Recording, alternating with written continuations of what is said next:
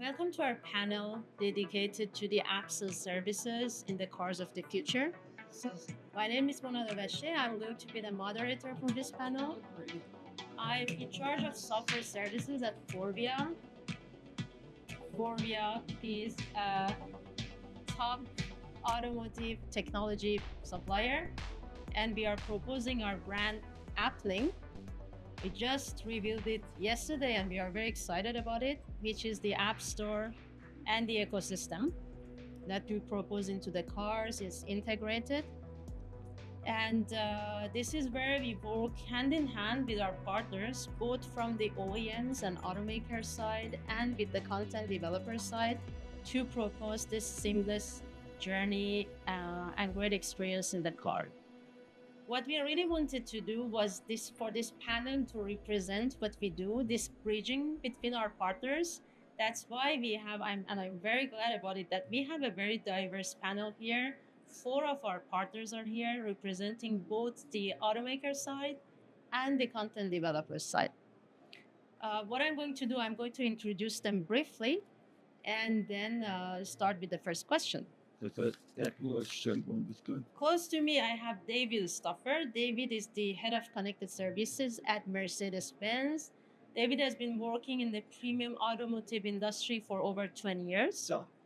And he is responsible for connected cars and having the end-to-end responsibility for enabling the music, video, and gaming services for Mercedes-Benz. Thanks for being here. Thank you. I have Philip Rothgard sitting close to us. Philip is the director of entertainment, in-car store, and apps at BMW. Philip, at his time at BMW, has been really at the forefront of all the connectivity in the car. In his previous mission, Philip was in charge of overseeing the digital and all the transformation for BMW from the North America office. And now he is back to Germany and pushing all these BMW ambitions for in-car apps and services. Thank you. Thanks for having me. Then it's my pleasure to have Agathe Rona with us. Agathe is the Senior Director of Distribution, Ecosystem, and Research at Bedrock Streaming, M6, and RTL. Agathe has over a decade of experience in bringing broadcasters' content to OTT platforms and devices. She is now advising M6 and RTL in their platform strategy while they're developing their top-tier services like M6 Plus, RTL Play, and the Videoland. Welcome. Thank you. And then last but not least, I have Ben Rosenberg with us. Ben is the head of distribution at BBC. He has been at BBC for over 10 years and has a great track on the distribution and has been a key driver of scaling BBC products into smart TVs and other platforms, specifically the automotive. Thanks, Ben.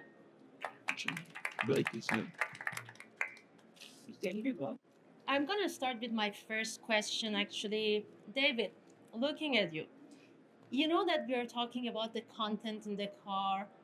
What is it really that the car buyers, your customers, are asking for you to have in the car? Hello, everybody. So we have seen a shift in customer demands lately, away from traditional functions like navigation or radio.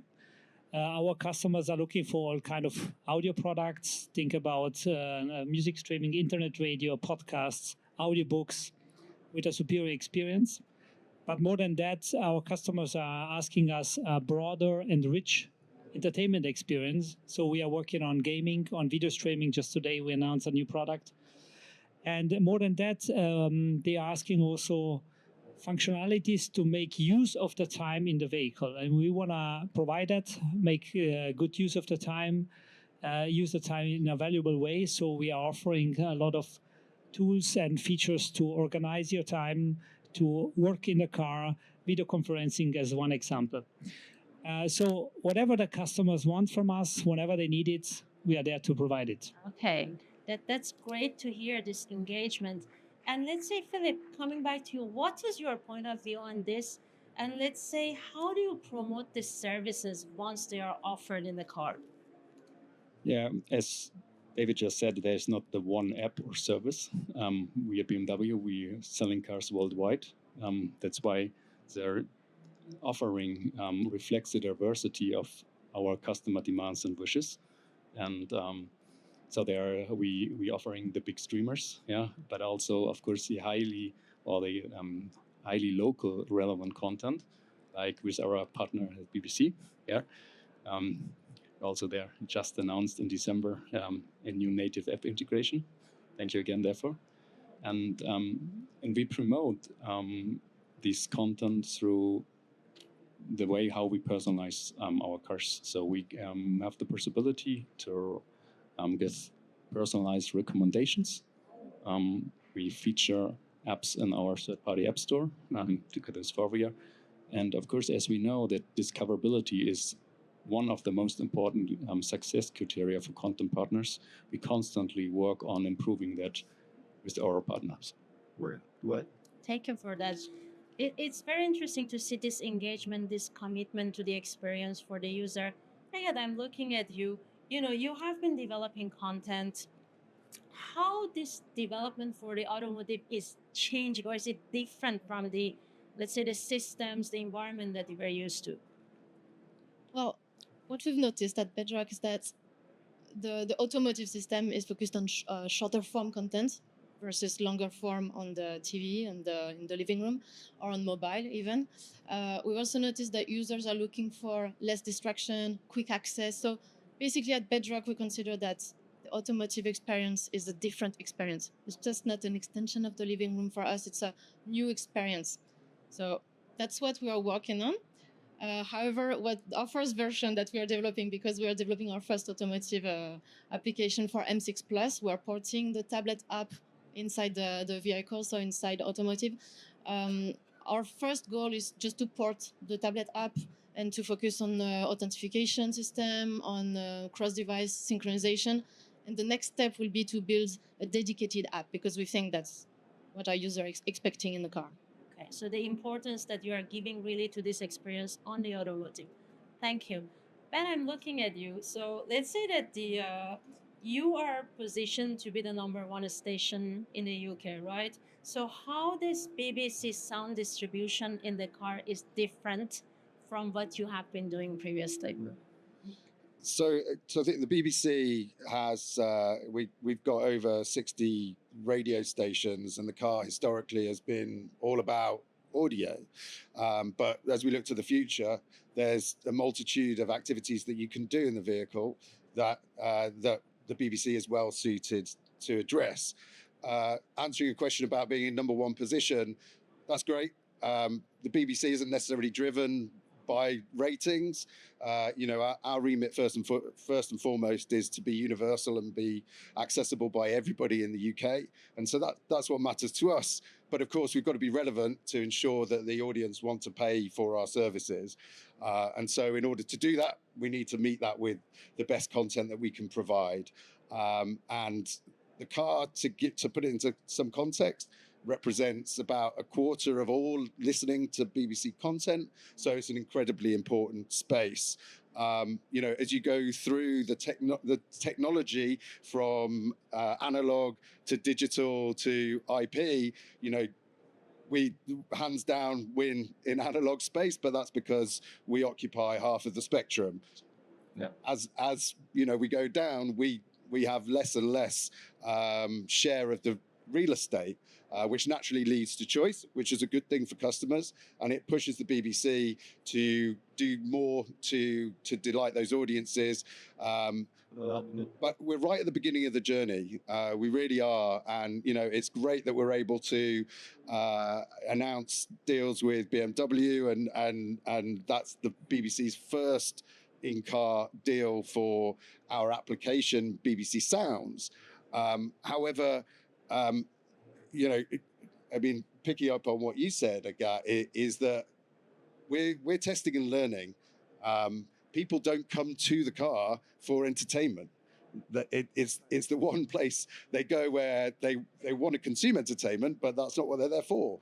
And so the experiences need to be right. So in the first instance, doing deals like we've done for the products and services that we already have in the market, and then as time goes, we test and learn. Okay. Okay. That's awesome. That the news is exciting, like for you guys to be there.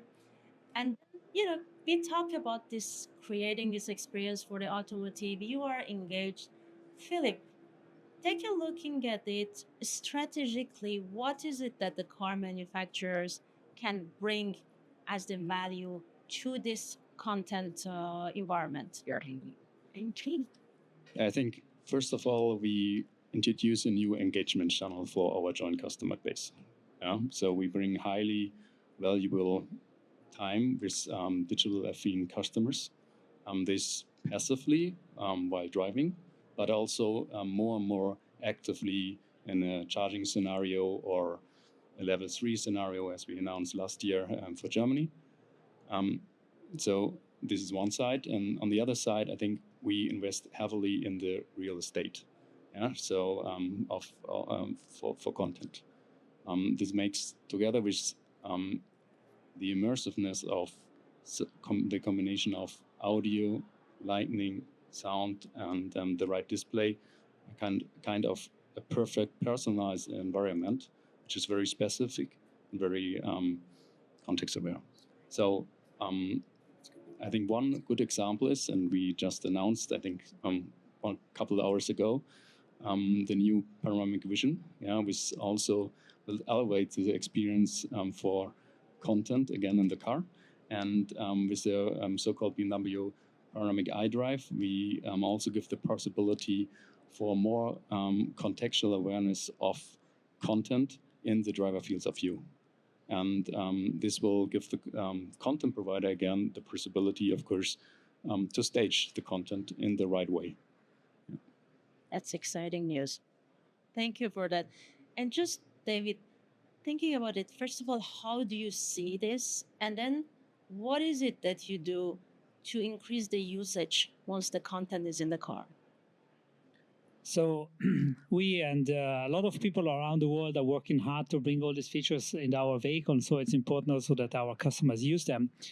And what I'm seeing is that many of our customers, they are still not expecting this kind of features. They are maybe in their mind, they think about the car as an old way to commute from A to B. And often they are not even asking for the features explicitly. So it's about first awareness. Yeah, and we are working together with our dealer network worldwide and with a lot of communication to make the customers and the users aware that those features are existing in the vehicles. Second is about usability, making the features available during driving, and not only for the passengers. It's very important. For example, we have developed an own video conferencing system together with Microsoft, which allows full use of Teams while driving, for example. Third, elevate the experience to a premium level. Yeah, and here I have a bit of a different opinion. I think that one day people will go into the vehicle to enjoy entertainment, because the cabin sound with our premium experience up to 30 speakers is something that you cannot experience at home, or you would have to invest so much money at home in a big living room. So it's a unique experience, and we want to deliver that. And I'm sure that it will be a pull by the customers to go into the vehicle and in every situation then experience it. Totally agree. Yeah, we are very much convinced on that, actually. And that's a good point, because we are talking about the usage, we are talking about this experience being in the car. Ben, let's say, how can we describe this with KPIs? Like, what are your KPIs when you are talking about this new entrance into the automotive? What are the KPIs that you take into account?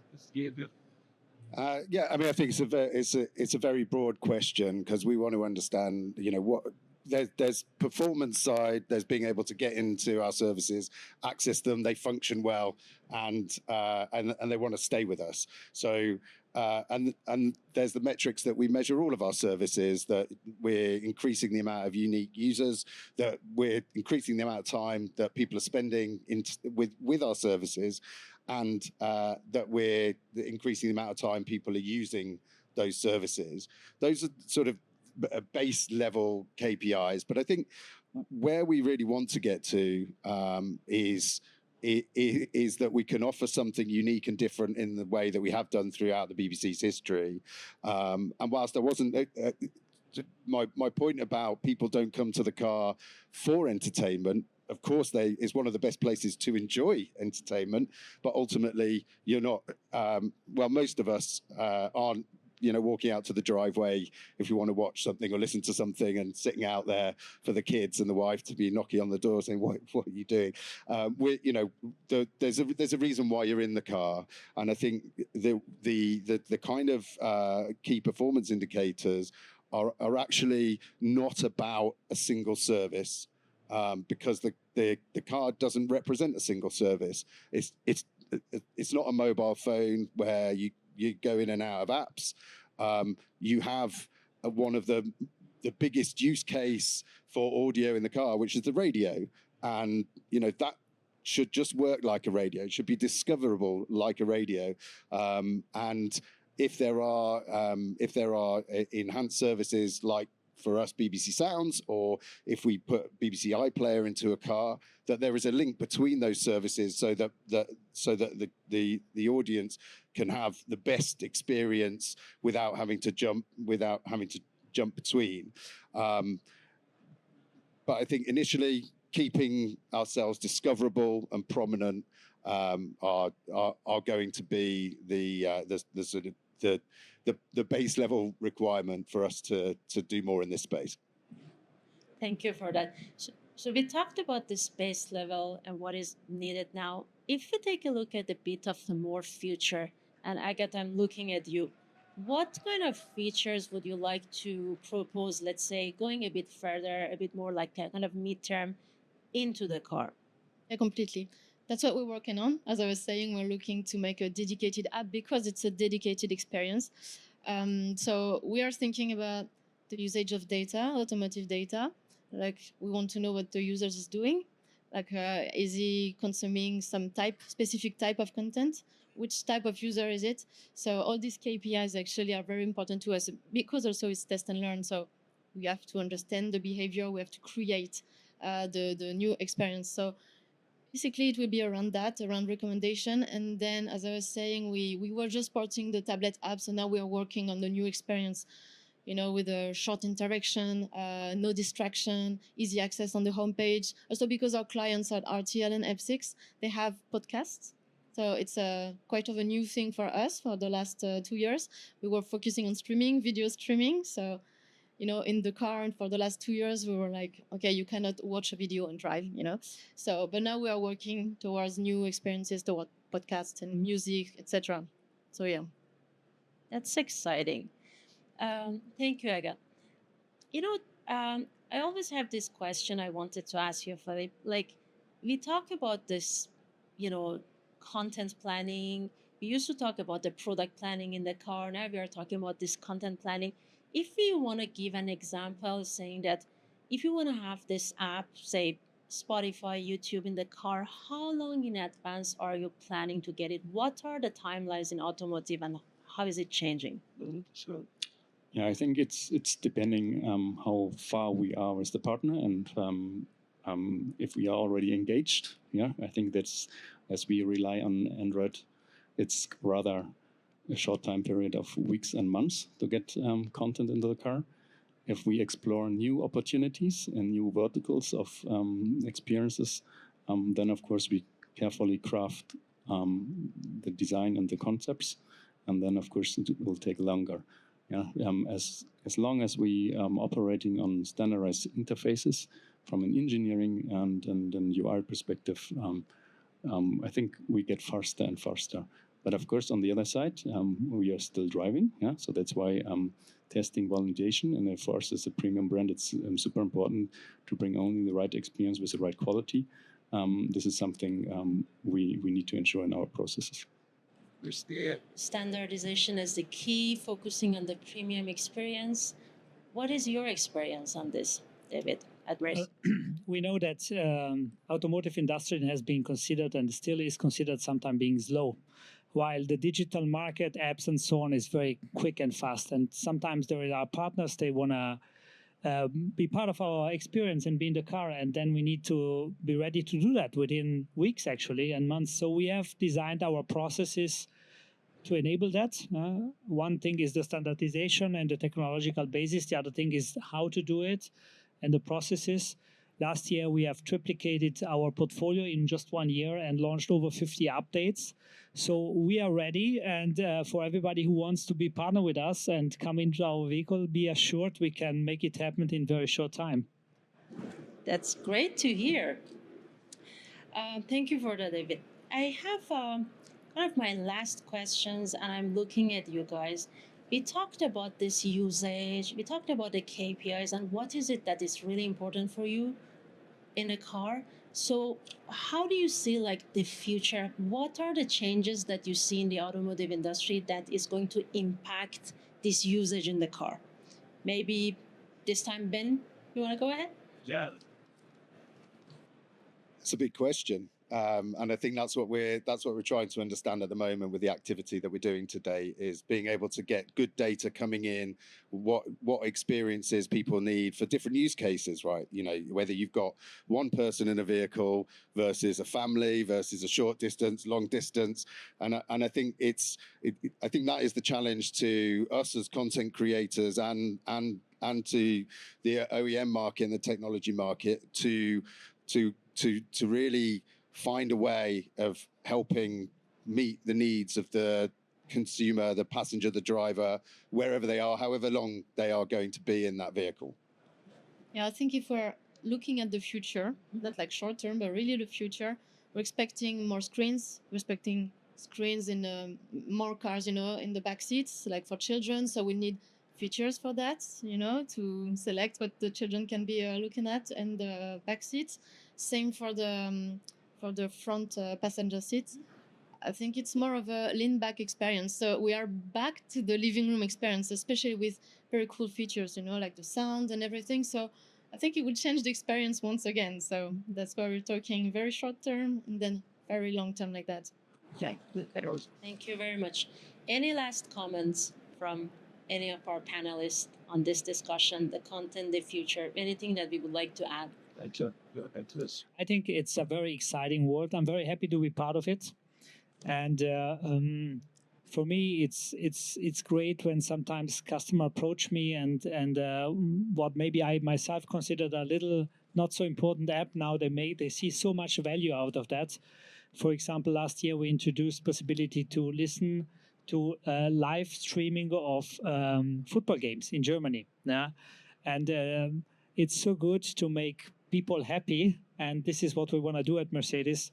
So I'm very happy to be part of this. And I see a very broad future for us because, as I said at the beginning, we will be expanding the feature portfolio, not only in terms of number of applications, but especially in how they are going to be offered in the experience. Thank you for that. And as this is just the beginning of the journey, I can only engage content partners to reach out. This is something which needs to be designed and created together. And as we successfully did in the past. So looking forward for new engagements. Great. Okay. Which I'm excited to be part of that, actually. And also a word for your future partners and potential partners. I think the time is now. I mean, as a developer and an editor, if you want to try out, if you want to test and learn, if you want to develop something and you want to be good at it, and you want to make a dedicated experience in the months and years to come, you have to do it now. You have to start now. This is the time. And I think from me, the BBC tries to pride itself on being balanced. So I'll offer a final thought that'll be across both of those things. I think on the one hand, I mentioned earlier the importance of radio and that's staying relevant. And that's where our biggest concerns are.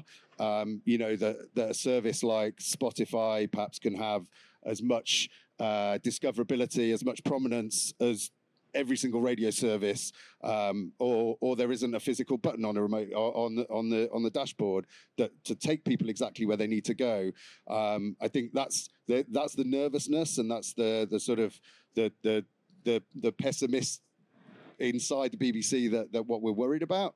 But on the other side is the opportunity, and what we've experienced so far with manufacturer partners is a real openness, flexibility, eagerness to learn and grow together. And we just hope that we can continue to bring our history of innovation and our level of quality content to this environment, so that the manufacturers want to partner with us and to create great experiences for our shared audience. It's awesome. Thank you so much. So we are reaching to the end of our panel. I think it was very interesting for us to see in reality how it works for us, both on the OEM side and on the content developer side. You saw the engagement from both sides.